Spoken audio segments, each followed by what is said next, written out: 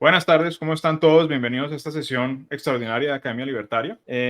Hoy tenemos dos invitados para hablar de básicamente algo que en Academia Libertaria hemos criticado severamente, y es la idea de una constitución.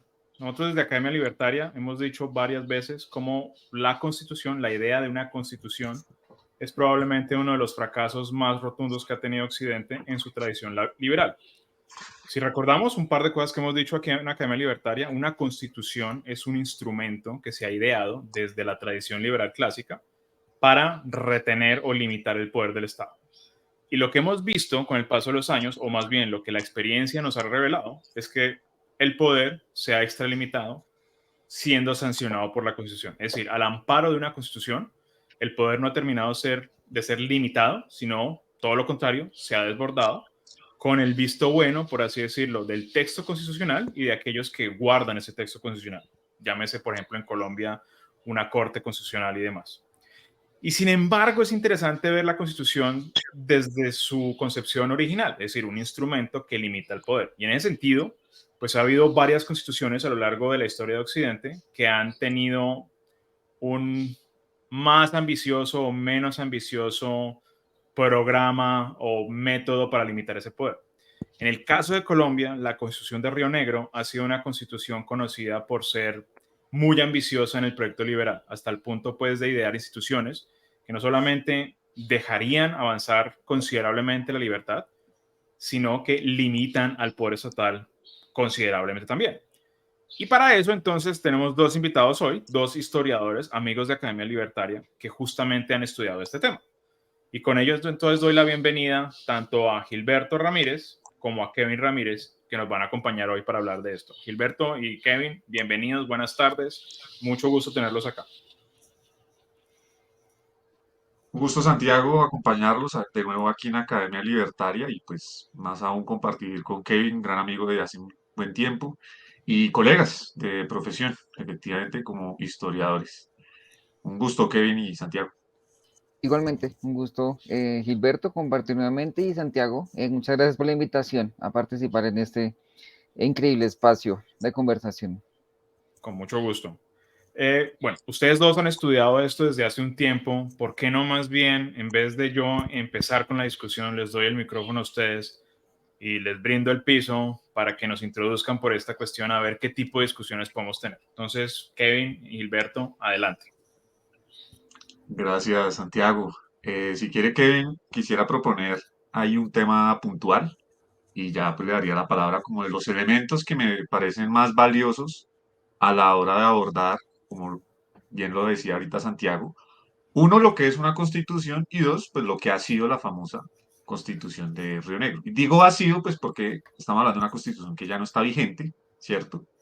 Que deliberadamente se quiso que no estuviera vigente por un proyecto político que inicialmente la quiso limitar, es decir, la quiso reformar, para ser preciso, y finalmente la terminó fue aboliendo, ¿sí? De manera drástica y radical. Y eso, digamos, tiene una tradición que de alguna u otra manera nos ha hecho llegar hasta el presente, de que este fue un experimento tan radical, tan sui generis, tanto para quienes lo defendieron como para quienes lo atacaron, que o definitivamente había que sepultar en la historia y no volverlo a traer a colación, ¿sí? Que fue la postura de los que estaban en contra, y de quienes creen que debería retomarse, por lo menos desde alguna de sus caras más famosas, que fue la experiencia de una organización federal. Pero no es, si se quiere, el único elemento clave de lo que es esta constitución, eso lo podemos ahondar más adelante. Lo cierto es que, mejor dicho, esto despierta amores y odios, lo que ha sido la tradición asociada a valorar lo que pudo haber sido el legado de la constitución de Río Negro y demás. Y lo digo previamente a propósito de un video que invito pues a quienes nos oigan en esta intervención a que también lo repasen, que está en Academia Libertaria, que es sobre la Colombia Federal. A propósito de que este año políticos convencionales, no necesariamente defensores de la libertad en el sentido en que se ha abordado en este canal y como en otros espacios, Kevin y yo también lo hemos entendido, pero que bueno, dado que es innato también hablar de la libertad, aunque algunos son más coherentes en esto que otros, o pretenden serlo, pues por sus propios medios llegaron a valorar lo que es en que en Colombia se recupera una discusión sobre el federalismo e invocaron el famoso símbolo de lo que fue la Constitución de Río Negro, que cumple 160 años este año, ¿sí? Con este breve preámbulo solo quiero decir básicamente, primero, dos cosas. La primera, lo que bien decía ahorita Santiago, ¿qué es una constitución? En líneas generales estamos hablando de un documento, ¿sí? De carácter jurídico, es decir, que pretende que quienes acuerdan o pues dicen sancionar lo que está ahí expresado, pues lo van a cumplir. O sea, es decir, se van a comportar acorde a lo que ese documento exige, demanda y demás.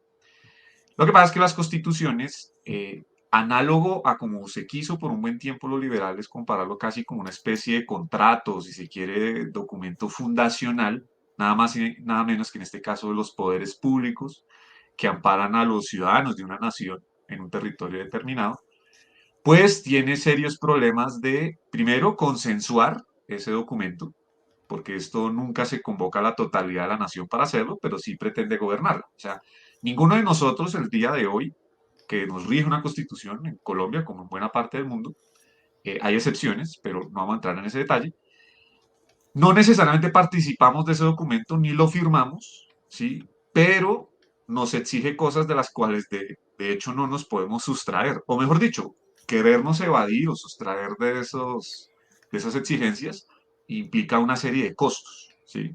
Básicamente hoy en día se asimila que estar en contra de la Constitución es casi como que estar en contra de la ley y por ende de todo lo que se pueda derivar ahí, de la justicia, del bien común, inclusive hasta la de la libertad, dirían algunos, ¿sí?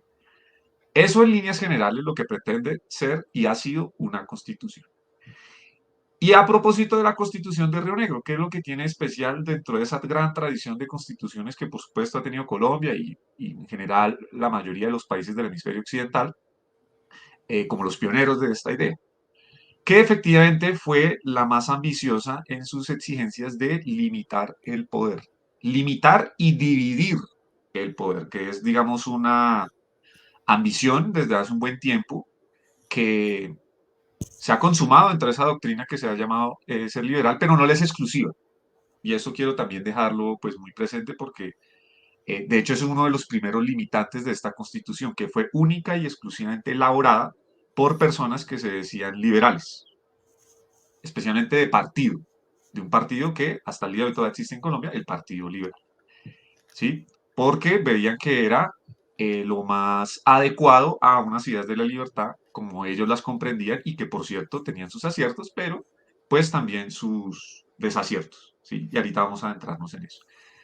Entonces, la Constitución de Río Negro efectivamente fue uno de los proyectos constitucionales más ambiciosos de cara a una doctrina liberal, lo más exigente posible, acorde también a las épocas, que inclusive ciertos contemporáneos, no necesariamente colombianos o neogranadinos, como también nos conocimos en una época en este país, que dijeron, oiga, eso pareciera ser una constitución para ángeles. Es una famosa anécdota que se dice, dijo el famoso escritor francés Victor Hugo, cuando unos delegados colombianos de París le presentaron la Carta Constitucional y la veían, mejor dicho, tan acorde a ese espíritu liberal que se compartía en muchas partes del mundo, que dijo, pues muy interesante, muy buena, pero de verdad pareciera estar hecho para ángeles. Y eso es una reflexión bien importante, que las constituciones no corrigen ni superan lo que es la naturaleza humana y más de cara a un fenómeno como el poder. Porque eso que inicialmente pretenden, que es dividirlo y limitarlo con unas garantías, unas libertades individuales, dividirlo con base a una visión de los poderes públicos muy estricta y un respectivo equilibrio entre los mismos, o un pretendido equilibrio entre los mismos, no solo a veces no lo logra, o por lo menos si lo logra, no lo logra de manera eh, tan eficaz, si se quiere, sino antes más bien de una manera o sea, que compromete otras muchas cosas. Paradójicamente, entre esas, las libertades que dice defender. ¿Sí? Eso a grandes rasgos, lo que yo podría decir por ahora para introducirnos sobre este tema, porque obviamente esto hay que introducirle fechas, nombres propios, otras cosas de contexto y por supuesto la constitución misma, que es algo que queremos discutir el día de hoy, es decir, leer parte de su articulado y demás. Sobre la base de una prevención, y es que hay muchos libertarios contemporáneos en Colombia que suelen caer también en otro error, y es que romantizan en general las constituciones y sobre todo la de Río Negro, que evidentemente es la que más se acercaría a un ideario libertario contemporáneo en nuestro país. Entonces, pues eso es lo que les quería compartir por ahora, pues Kevin por supuesto va a insistir en otros puntos y demás. Muchas gracias, Gilberto. Yo creería que podríamos comenzar por contextualizarla, ¿no? De dónde aparece de dónde viene la Constitución de Río Negro. La Constitución es el culmen, ¿no? Es el culmen de un proceso de liberalización política, económica y social, que, bueno, el primer momento es la independencia, pero el momento clave es mitad de siglo, ¿cierto? Mitad del siglo, 1849, se crean los dos grandes partidos. Partido Liberal inicia lo que se ha denominado como la Revolución Liberal de mitad de siglo, donde es un proceso de desmonte digamos que persistían, ¿no? A pesar de muchos años de república, persistían muchas instituciones coloniales y se comienzan a ser abolidas. Una de las más claras es la abolición de la esclavitud.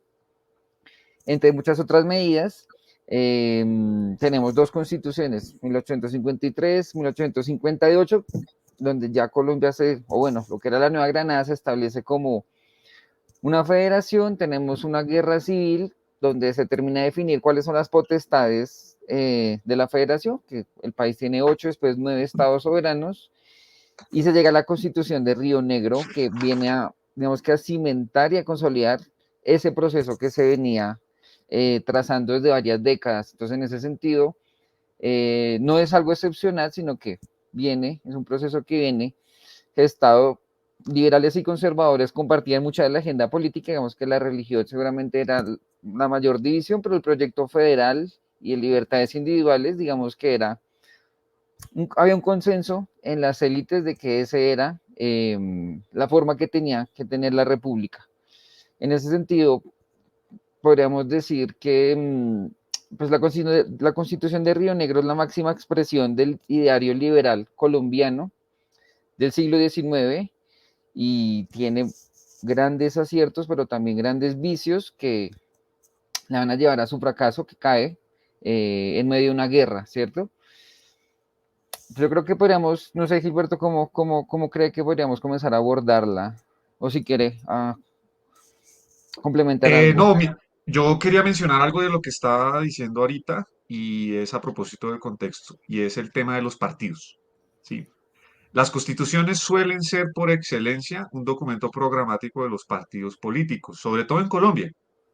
No digo que en otras partes no ocurra, pero aquí sí que es bien común, por ejemplo, asociar en la historia de los respectivos partidos, sobre todo los tradicionales, ¿no? Los clásicos, el liberal y el conservador, asociarse a que su programa se visualiza, se realiza mejor en determinadas cartas constitucionales, independiente de si siguen vigentes o no. Entonces uno puede ver que para el entonces, para 1863, el año en el que se aprueba la Constitución de Río Negro, en el que se debate y se aprueba la Constitución de Río Negro, ya habían existido por lo menos 3 cartas constitucionales claves, ¿sí?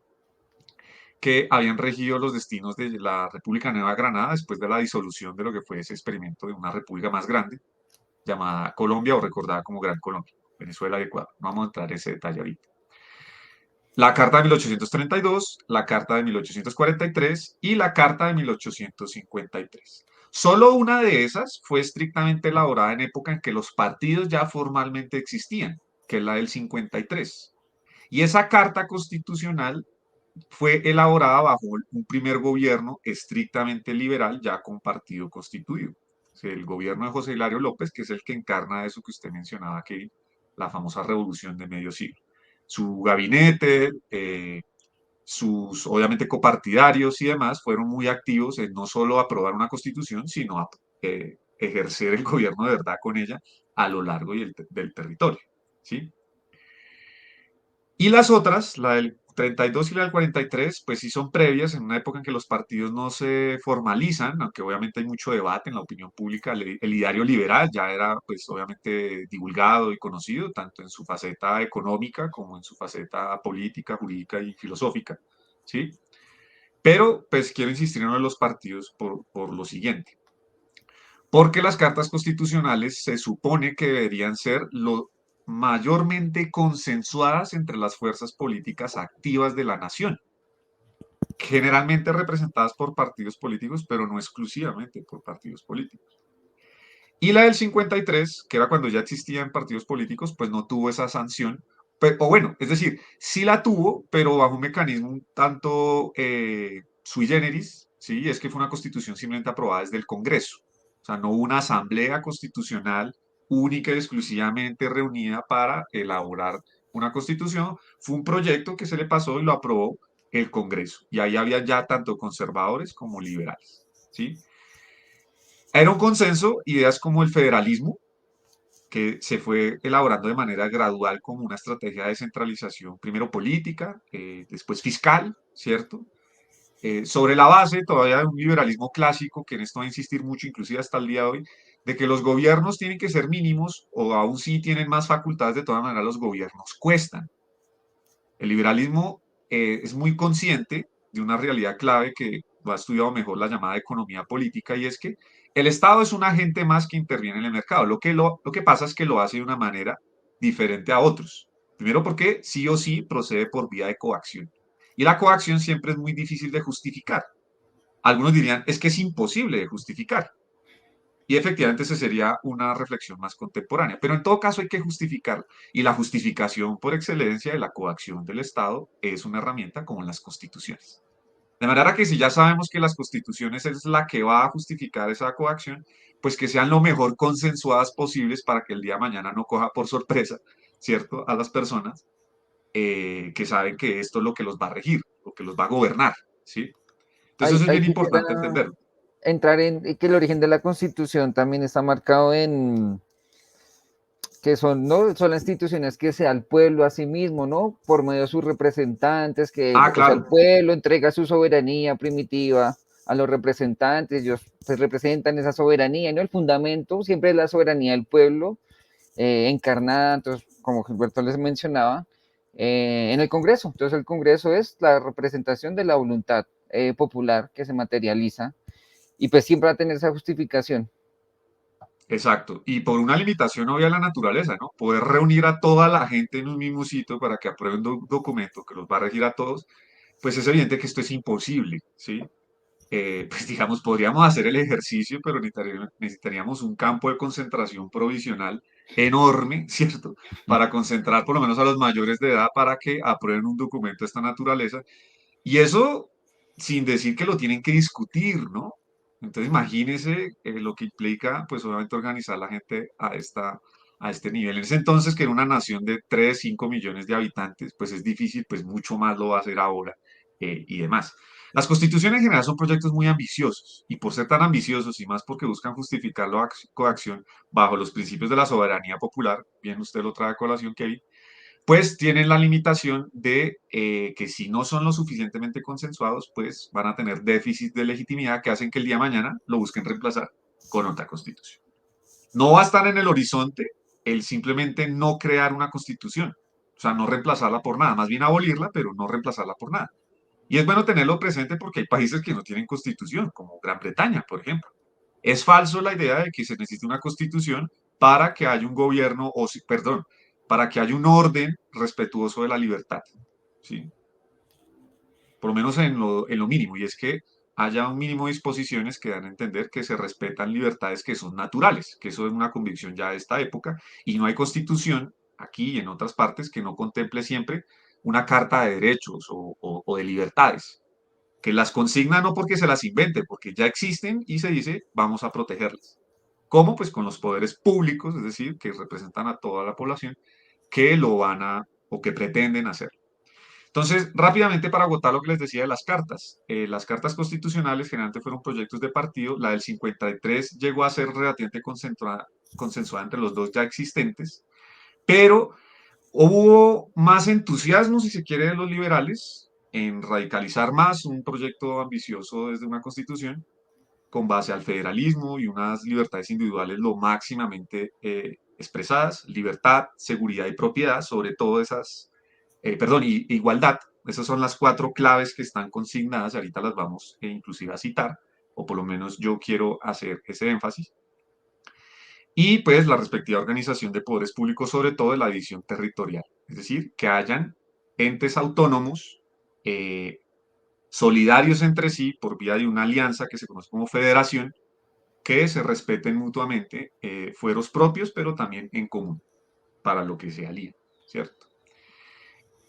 Y los conservadores en eso lo aceptan más a regañadientes. O sea, sí saben que el federalismo y las libertades son importantes, pero tienen muchas reservas, porque desconfían de una agenda liberal, no por liberal, sino por revolucionaria. Es decir, porque quieren implementar muchas de estas medidas por vías que pueden llegar a ser muy violentas, como efectivamente lo fueron, sobre todo de cara a una institución que se veía como un obstáculo a ese proyecto de liberación o de abolicionismo, como usted lo decía, que es la iglesia. ¿Y qué es lo que se quería abolir a torno a restringir o separar el Estado de la iglesia? Por ejemplo, que la educación pudiera por fin ser laica. Eso no quiere decir que la gente deje de ser o no católica. Los liberales no llegaron a ese punto, aunque algunos de pronto coquetearon más con esta idea, sino que el Estado no se comprometa con una religión en particular, ¿sí? Y menos desde una labor tan importante, según estos proyectos constitucionales, que es la educación. ¿Por qué la educación es tan importante? Porque es la forma de que los ciudadanos, ¿cierto?, conozcan sus derechos y deberes con base a una educación que, por ejemplo, les aprenda a leer y escribir, porque de qué otra manera podrían conocer la Constitución, ¿sí? Y por lo menos defenderla, si no es porque efectivamente la pueden conocer, palpar, defender y toda esta cuestión, ¿sí? Por lo menos el documento, porque las constituciones en eso terminan siendo eso, un librito, un documento, ¿sí? Eh, no es del todo análogo a un contrato, por lo que ya les venía diciendo, pues las partes obligadas, no todas, participan de una manera que uno pueda decir es equivalente a un contrato, pero bueno, tratan de hacer esta simulación, ¿no? Que es lo que ha sido tan difícil de sostener con el tiempo y Santiago lo decía al inicio de esta intervención. ¿Qué pasa del 53 al 63? Es un periodo en el que la federación va avanzando por disposiciones legales ya existentes, en la que se empieza cada provincia, que es como una unidad mucho menor a lo que después van a ser los estados, ¿sí?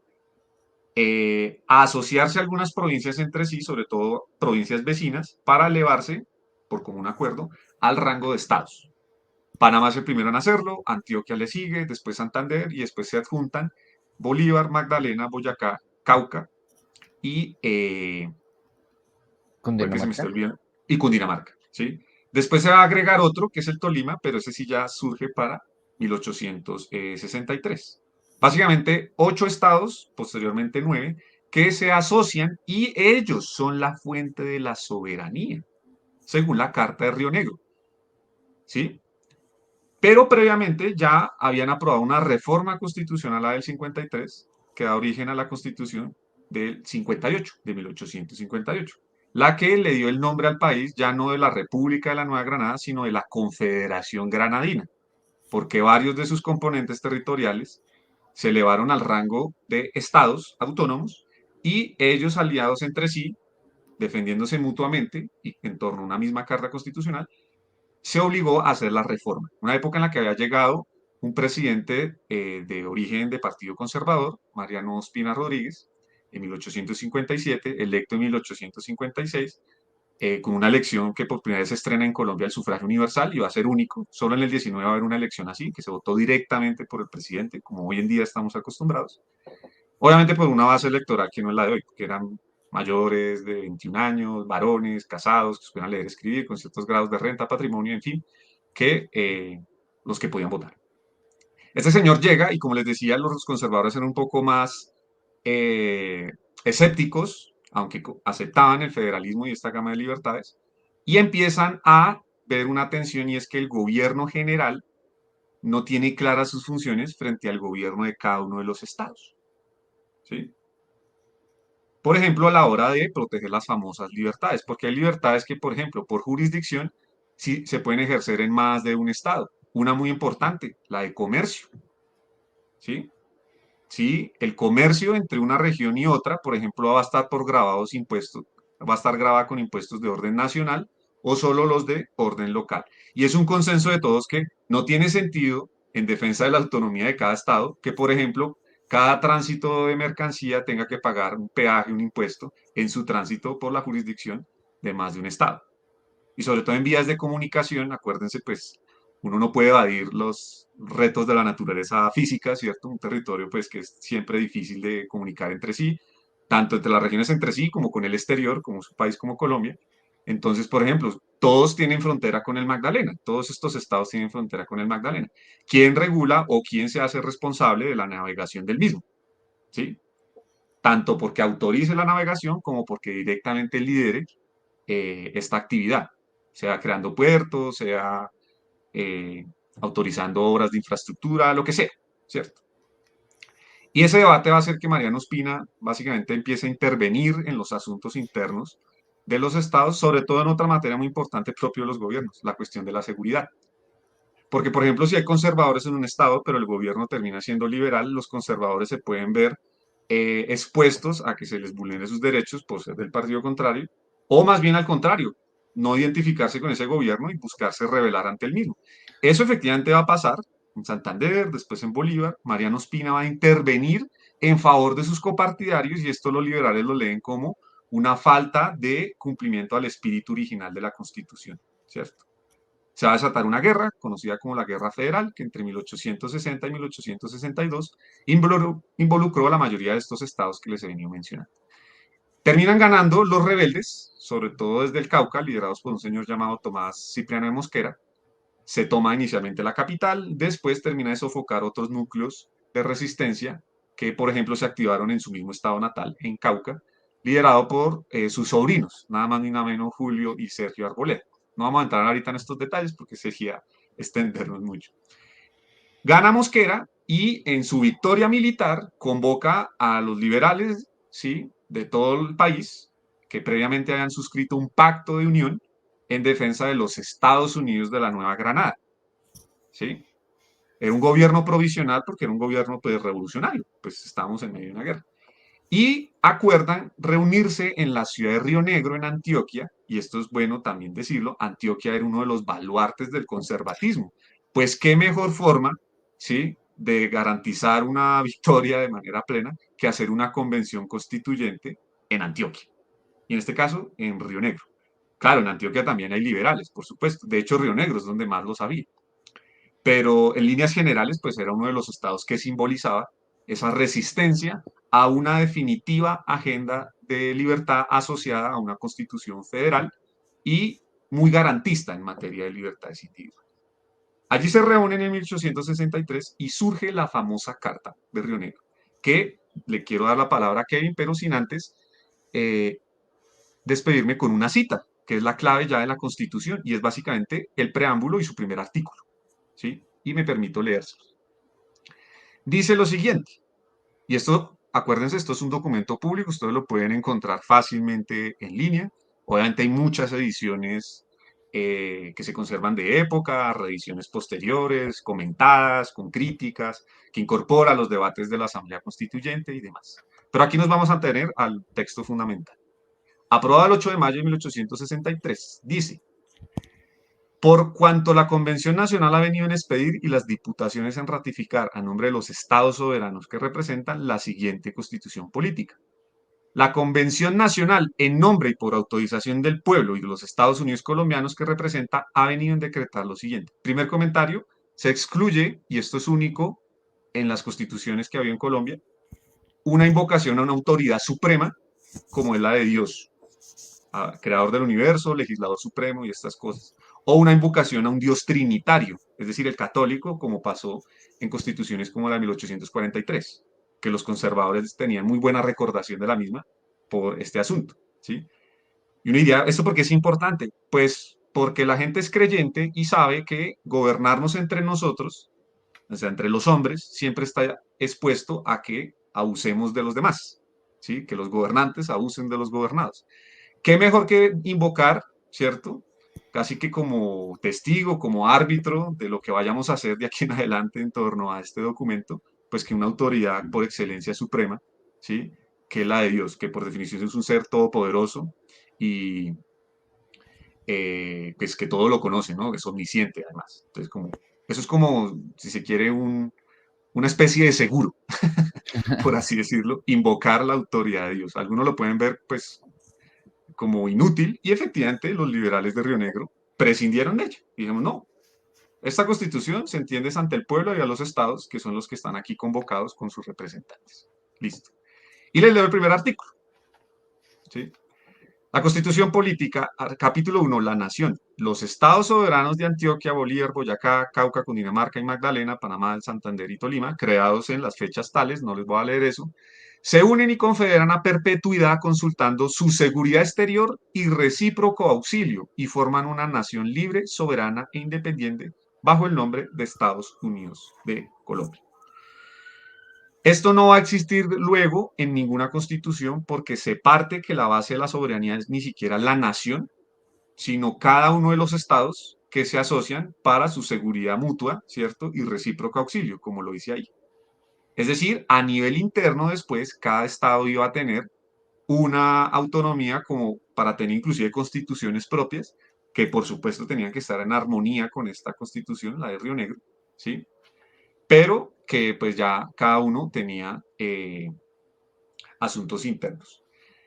¿Por qué es importante este detalle? Básicamente para entender que esto es una constitución que está consagrando que este es un país en la que cada estado casi que se ve como si fuera un país propio, ¿sí? Y se está aliando con otros estados que parecían también a su vez países propios. Es decir, literalmente estábamos casi como 9 países que se estaban aliando entre sí y que inclusive contemplaban la posibilidad de o crear nuevos estados dentro de los existentes con base a un criterio de población, digamos, con menos de 100.000 no se puede crear un estado y el que se separe no puede quedar con menos tampoco de 100.000, ¿sí? O inclusive poderse federar con otros con los que en algún momento tuvimos algún tipo de unión política y constitucional. Y se hace una invitación a que países vecinos como Venezuela o Ecuador pues se incorporen, ¿sí? A esta federación si quieren, por supuesto. Es como que la Constitución contempla ser una federación tanto que pueda incrementarse como subdividirse, ¿sí?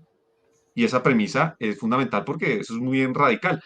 No se parece tanto a lo que un libertario contemporáneo diría secesión o algo de este estilo, pero créanme que se acerca bastante a lo que en Colombia ha existido en esa materia. Entonces, quería empezar con esa cita. No sé si Kevin quiera citar otra o mencionar algo de más.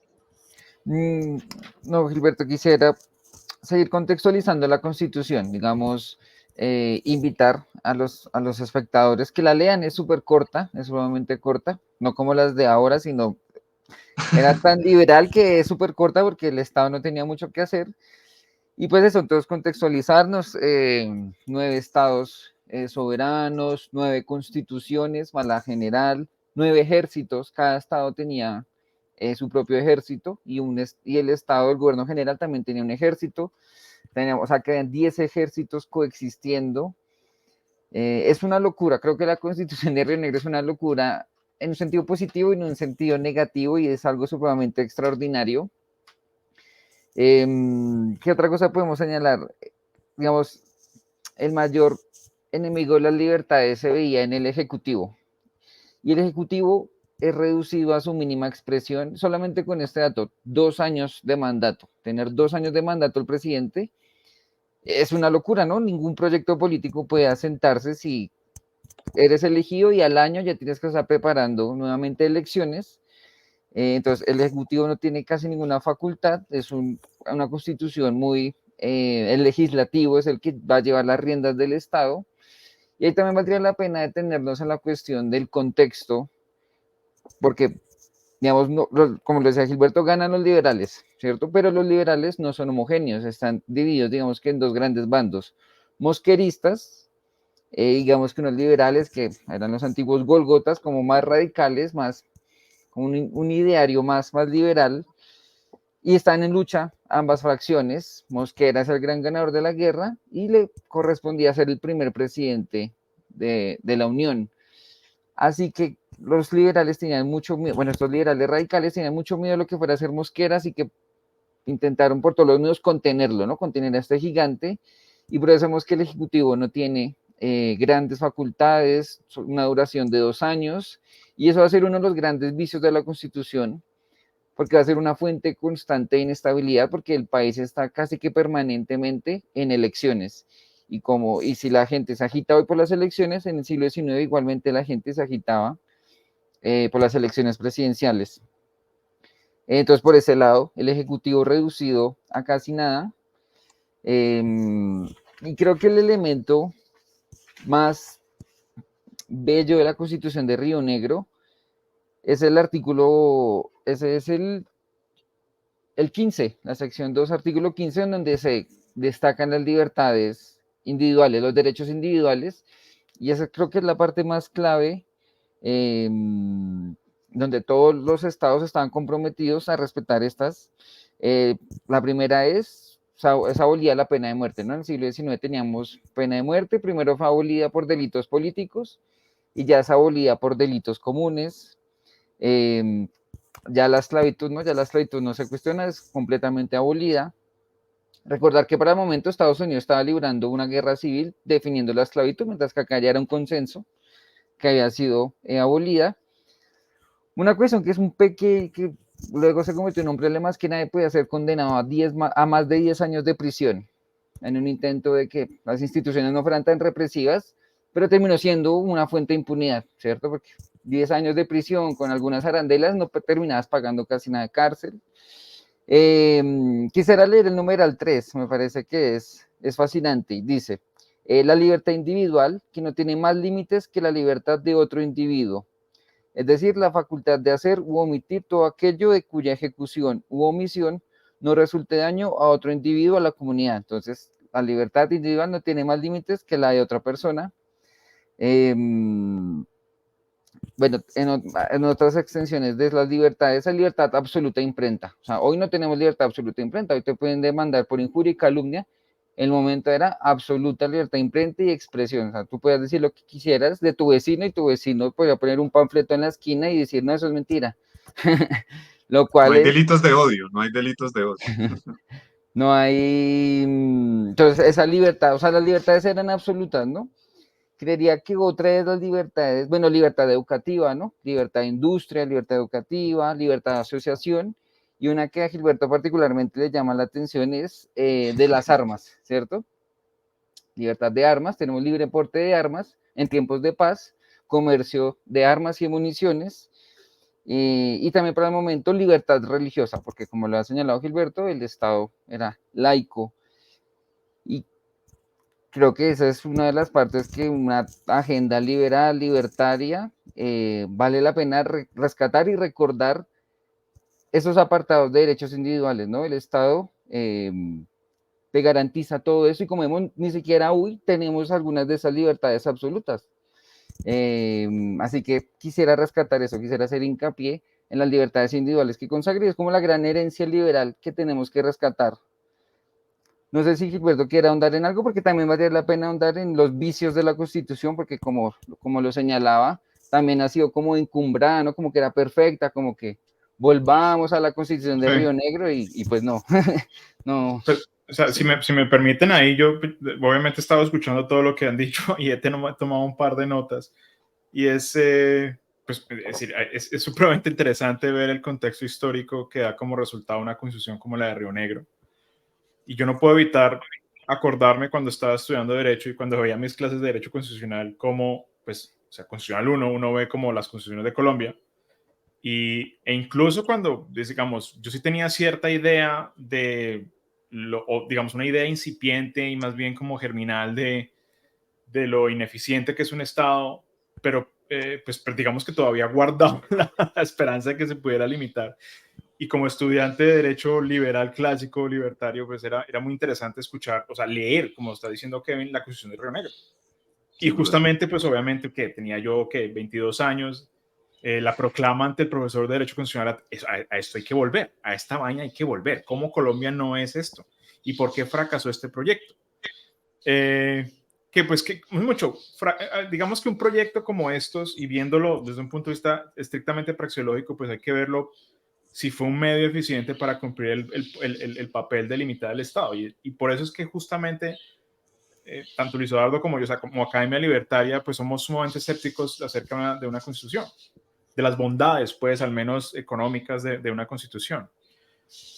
Hay un dato que me llamó mucho la atención y es como, o sea, básicamente hay un pacto entre los estados soberanos, entre los 9 estados soberanos, de aliarse, o sea, es un compromiso a aliarse para salir prácticamente a la defensa de cada uno de ellos. O sea, 9 estados democráticos. Y es que es muy difícil no hacer la comparación con las o sea, las distintas unidades estatales que formaron en algún momento la Liga Hanseática, porque tenían la misma, o sea, era el mismo contrato.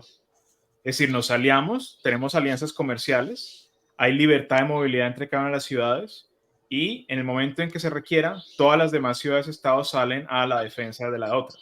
Y ahí estaba Colonia, estaba Hamburgo, estaba Londres, estaba Ámsterdam, Rotterdam, en fin. Ahora, o sea, yo no podría decir que la Liga Hanseática fracasó, en el sentido en que, primero, funcionó para dar cierto marco institucional que hiciera florecer la libertad individual hasta el punto, pues, que gran parte de las instituciones jurídicas que tenemos hoy en día son producto de ello y que, digamos, han contribuido positivamente a la coordinación de las acciones individuales. Podríamos decir que fue un factor determinante en la creación de riqueza en la Edad Media. Pero hay algo, digamos, que hay que distinguir ahí, y me atrevo a decir, pues obviamente no, yo no soy historiador, pero si fuera a aventurarme a hacerlo, la gran diferencia es que este contrato es entre gobiernos privados. O sea, estamos en un contexto donde el gobierno, o sea, los medios dedicados a gobernar son propiedad privada del príncipe, de aquella persona que esté en la cabeza de la ciudad-estado. Y recordando pues, las lecturas que hemos hecho seguramente de Hoppen, pues que es muy distinto a un estado que es, digamos, propiedad privada del gobernante como la monarquía, comparado con un estado donde no hay propiedad privada sobre los medios para gobernar, o sea, no hay propiedad sobre el valor del uso, del capital, sino el valor del uso. Y probablemente en este caso es que estamos hablando de un contrato entre 9 estados democráticos. Ujú. Y llama mucho la atención como si son estados democráticos, primero, la constitución, como me gusta mucho ese punto, no deja de ser un proyecto político y como proyecto político finalmente entonces refleja las preferencias de aquel que digamos que está gobernando, que ganó por así decirlo la lucha de clases y logró imponer su visión del derecho. Pero si eso, digamos, si es un estado democrático, de alguna forma para hacerse elegir, pues hay que tener un principal monopolio y es ¿cuál? La legislación. Y ese monopolio empieza es con la Constitución y a partir de ello el Estado es dueño de la producción jurídica. Y a partir de la producción jurídica, llamémosle a grandes rasgos legislación, pues entonces hace cosas que conducen a la elección de candidato A o candidato B. Y ahí es donde el Estado democrático empieza a perder la pelea de limitar el poder, me parece a mí. Es decir, ahí una constitución no puede limitar el poder en la medida en que si le da al Estado la facultad de producir el derecho y siendo la condición humana lo que es, aquel que está gobernando se quiere hacer reelegir o va a hacer elegir a otra persona y el medio principal que tiene la legislación, pues entonces va a incurrir en un esquema de redistribución de riqueza que finalmente pues termina diezmando la libertad individual y digamos termina siendo contraproducente para el objetivo inicial de la Constitución. Y por último, si como lo dice Gilberto, que yo estoy de acuerdo con ese punto y como también lo ha reforzado Kevin, pues la Constitución básicamente es un reflejo de las preferencias individuales de aquel que va a gobernar. O sea, básicamente es la formalización de un programa de gobierno, pues que no deja de ser la Constitución, digamos, un mandato coercitivo desde abajo, desde arriba, que finalmente termina distorsionando toda la información de la sociedad y termina pues descoordinando toda la sociedad, cayendo en el conflicto pues que vemos que resultó en que la Constitución finalmente no viviera. Entonces, lo interesante de la cuestión es que me parece que se trata es de un medio para limitar el poder y como sabemos, pues, o sea, los que recordamos a Hobbes, pues el poder no se puede limitar y tampoco se puede dividir. Pero también, digamos, con ciertas herramientas que estaban llamadas era a no cumplir el objetivo de la Constitución. Y era, pues, imponer las preferencias de un gobernante, obviamente a costo de la descoordinación de toda la sociedad. O sea, no dejan de ser, digamos, mandatos coercitivos desde arriba, por así decirlo. No sé qué Sí, opinión le merezca a este punto. sí, hay varias cosas. Lo primero es curioso, la gran mayoría de puntos que usted ha mencionado, si no es la totalidad, Santiago, ya los estaban diciendo autores de época, algunos liberales, de estos que no eran mosqueristas, es decir, que inclusive eran más radicales dentro del liberalismo y veían que, no, o sea, la Constitución esta aún inclusive solo hecha entre liberales, va a tener igual problemas de esta naturaleza y se pudieron mostrar muy rápido. Y lo más interesante es que la crítica más contundente viene de los conservadores. que con términos muy similares como los que usted está diciendo. Por ejemplo, es atentatorio de una escala de gobierno mucho más ajustada a esas libertades individuales que se está hablando en la Constitución, como por ejemplo pueden ser los gobiernos municipales. Usted ahorita que mencionaba la Liga Hanseática, claro, la tesis de Hoppe a propósito del monarca se extiende a otro tipo de asociaciones de privados o de propietarios, para ser preciso, que pueden tener una escala un poco más amplia que la de simplemente un príncipe, un rey, como por ejemplo eran los antiguos burgos, ¿sí? Que eran una asociación básicamente de privados, de comerciantes, de gente que se protegía la propiedad, así como hoy en día puede haber análogo un barrio o una ciudad hasta cierta escala, ¿cierto? Que pues por lo menos se siente que por relaciones de vecindad y otras cuestiones atiende a asuntos comunes, ¿sí? Protegiendo sus propiedades y demás. Los conservadores ya decían eso, a propósito del municipio, porque cada estado, o sea, de los 9, es opresor de sus respectivos Exacto. municipios a nivel interno. Por ejemplo, una capital equivalente ya no a la de la nación, sino a de cada estado, oprimiendo a otras, sobre todo los estados que eran muy grandes. El Cauca de ese entonces, que era el más grande, era equivalente a lo que hoy en día es Chocó, Valle del Cauca, Cauca, Nariño, Caquetá y Putumayo. Por supuesto, los más poblados, lo que va por todo el Valle del Cauca, lo que es Pacífico y ya Amazonía, pues menos poblado, Claro. ¿sí?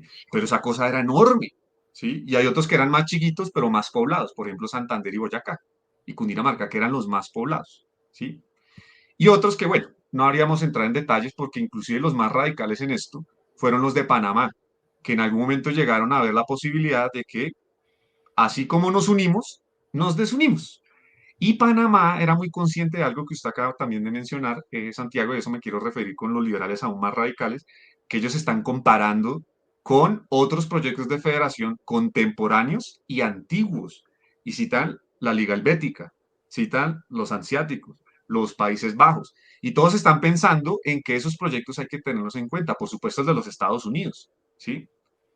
Y demás. O sea, esta gente está en el esfuerzo de algo que yo no diría si el poder no se puede limitar, ¿sí? Porque entonces, digamos, todo el esfuerzo en defensa de la libertad estaría condenado siempre a la hipótesis de que el poder, en cualquier momento que nos los encontremos, de ser dicho, nos va a avasallar, porque como no se puede limitar, ¿sí?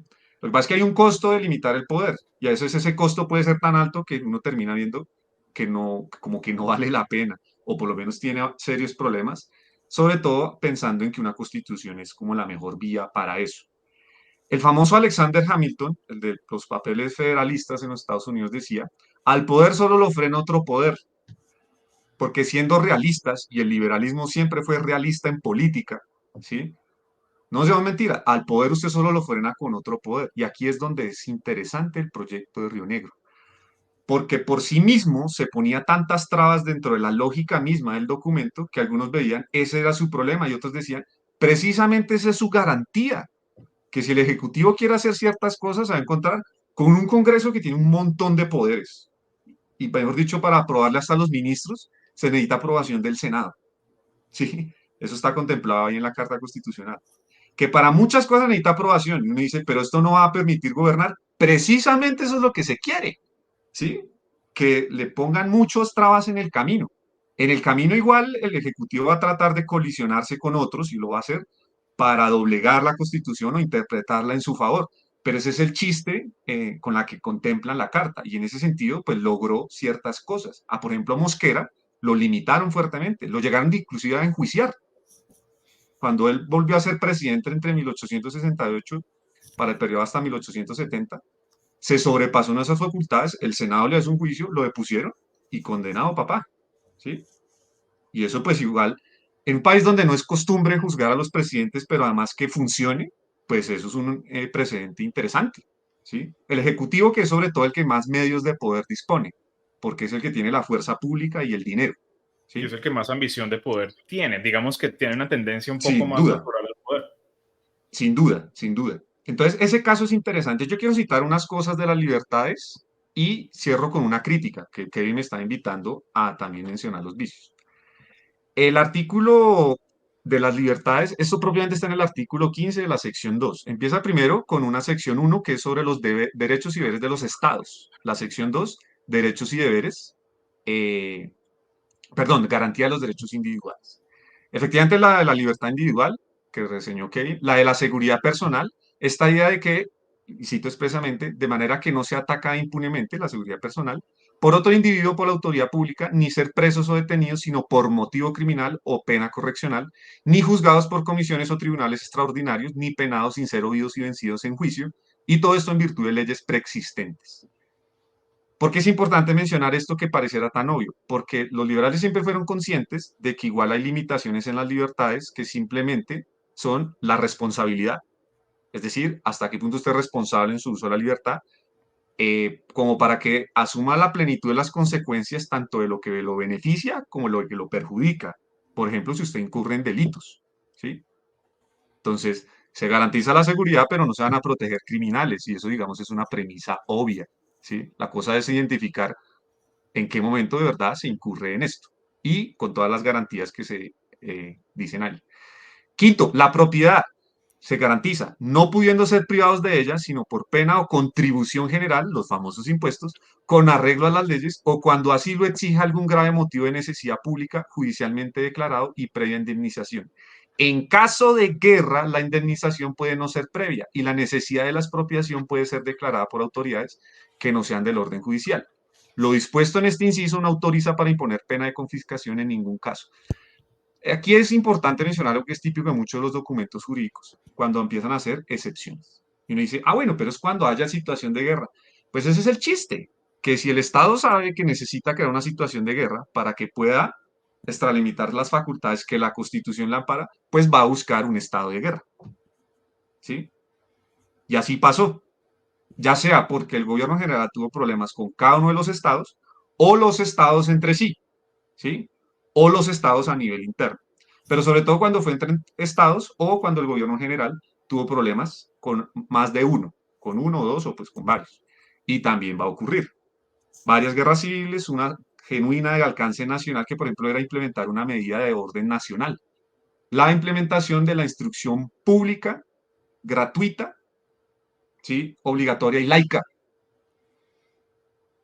Con lo de gratuito ya pues obviamente hay problemas, sabemos que esto no es estrictamente gratuito, pero además que sea laica y obligatoria, pues obviamente los católicos y conservadores decían, yo porque tengo que aceptar una educación de ese orden.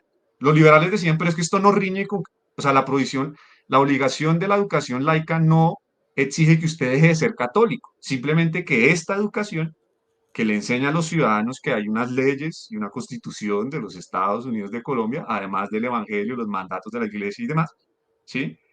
Pues también es importante que la tengan. Si usted quiere seguirles dando su religión en su casa o en estos establecimientos, pues obviamente lo puede hacer. Pero por lo menos en estos establecimientos no. Aquí le vamos a enseñar como lo básico para la ciudadanía. Y eso fue un problema tremendo porque había liberales que también eran católicos, ¿sí? Que no veían problema en esto, pero hay otros católicos que dicen que sí, y esto desató una guerra famosa, la guerra de las escuelas, entre otras motivaciones, no fue la única, en 1876 y el 77, y la pierden los conservadores. La pierden y ahí se monta un proyecto de reformar esta constitución que se conoce como el proyecto de la regeneración. El general triunfante de esa guerra, Julián Trujillo, que termina electo presidente en 1878, es posesionado ante el Senado, como es formal, por un señor llamado Rafael Núñez, un viejo liberal que se desencantó del proyecto de Río Negro, no participó directamente en él, ¿sí? Pero se desencantó del proyecto y dijo, no, esto hay que reformarlo, pero es muy difícil de reformar. Ahorita podemos citar los artículos de por qué es tan difícil, ¿sí? Básicamente necesita unas mayorías absolutas a nivel de Estado, a nivel nacional y demás para que se pudiera reformar o por una convención constituyente que a su vez exigía unas mayorías muy difíciles de consolidar. Pensando obviamente que las constituciones entre más difícil se reformara, pues vamos a estar menos expuestos a que se anden cambiando cada rato, como aparentemente había sido la costumbre a lo largo del siglo XIX, corrido hasta ese momento. ¿Sí? Y dándole posesión a Julián Trujillo es que Rafael Núñez dice, o hay una regeneración administrativa en este país, o aquí va a haber una catástrofe. Para él, ¿qué era la catástrofe? Y esta expresión es interesante, porque en este país está gobernando una anarquía organizada. Obviamente para los libertarios contemporáneos esto sería pues música para los oídos. Si eso hubo en Colombia, pues ¿por qué se combatió una anarquía organizada? Casi que yo diría, antes eso sí es lo que hay que regenerar. Hay que regenerar la anarquía organizada hoy en día en Colombia, pues sin duda, ¿sí? Un poco burlándome aquí de Núñez o volteándole su premisa.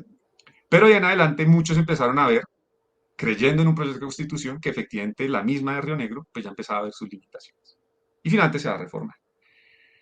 Eso para mencionar lo de la seguridad, porque esta libertad individual es clave porque es la más cara de cara a lo que en principio un gobierno debería garantizar, y más un gobierno constitucional, la seguridad de las personas, pero con estas excepciones que, como les decía, uno se puede de cierta manera saltar.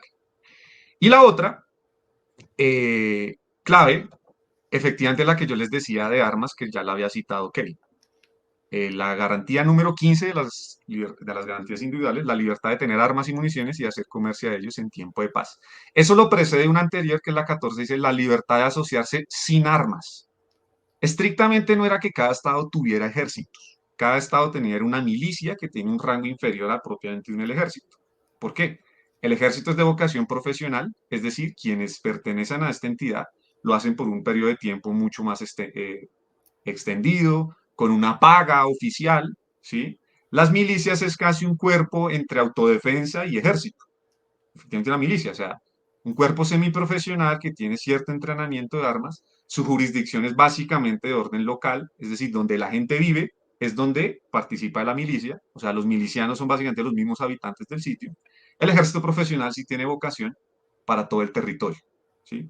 Y en ese entonces se llamaba la Guardia Colombiana, que de por sí era chiquita, equivalente a como hoy en día existe en Estados Unidos. En Estados Unidos allá el ejército federal se llama la Guardia, ¿sí? Y cada estado tiene sus organismos de policía, miliciano, la gente obviamente sigue teniendo comercio de armas y eso es muy importante, ¿sí?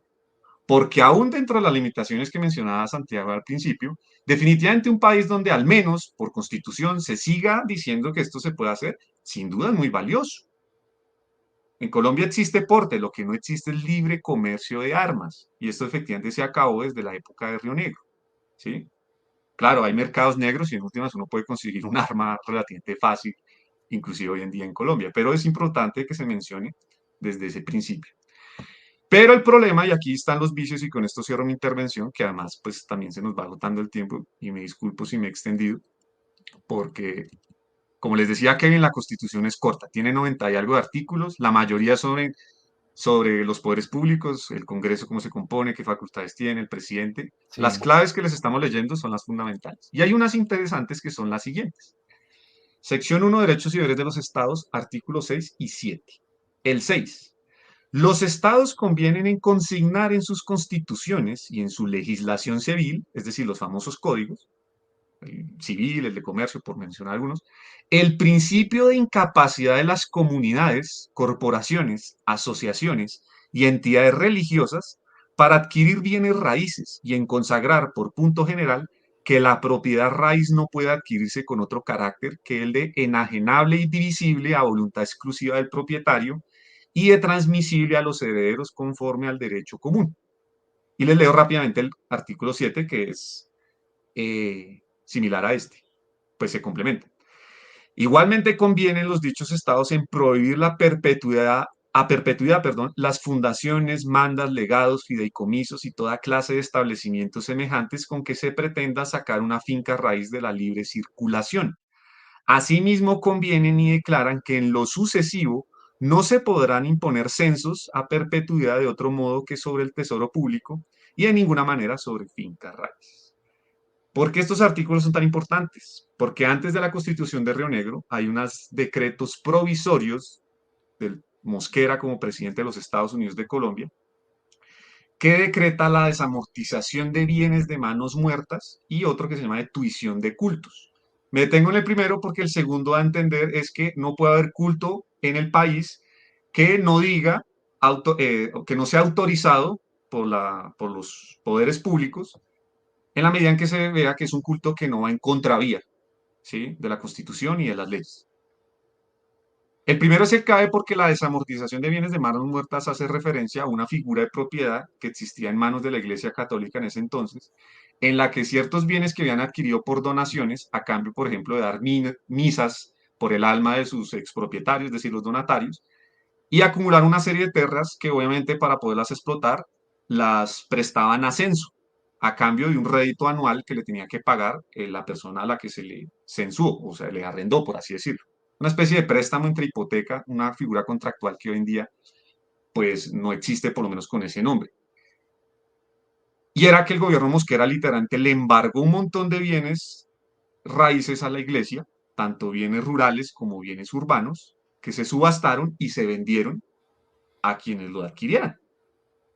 El gran organizador de esa subasta se llama Rafael Núñez y pues es importante mencionarlo porque pues aquí estamos hablando de personas, ¿no? Estamos hablando de personas que ejecutan todas estas cosas, ¿sí? De individuos que actúan en última, siempre. Eso obviamente es otra manera de limitar la propiedad, pero fíjense con ese grado de detalle, ¿no? Porque se están metiendo ya con asociaciones particulares. Y obviamente los conservadores pues veían esto como una contradicción, como si que se defiende la propiedad, pero con este tipo de excepciones. O sea, solo puede existir bajo estas condiciones, ¿sí? Y es que al fin y al cabo la iglesia, uno podría decir, bueno, en su momento la iglesia la protegió también otra formación estatal que le consignó o le protegió ese esquema de propiedad. Puede ser, ¿sí?